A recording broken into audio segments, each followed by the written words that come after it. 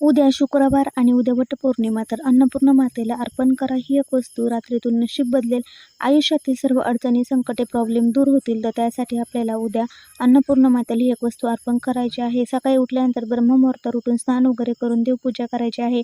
अन्नपूर्णा मातेची मूर्ती असेल तर त्यावर अभिषेक करून घ्यायचा आहे. पंचामृताने अभिषेक करा.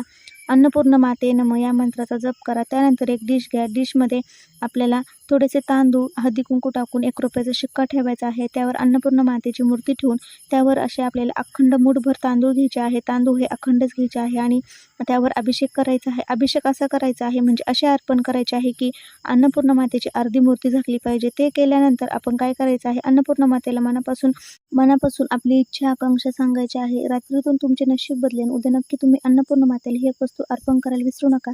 आणि तो खाली ठेवलेला ₹1 शिक्का आहे तो दुसऱ्या दिवशी लाल कपड्यामध्ये बांधून आपल्या तिजोरीत ठेवायला देखील विसरू नका किंवा पाकिटमध्ये ठेवा. जिथे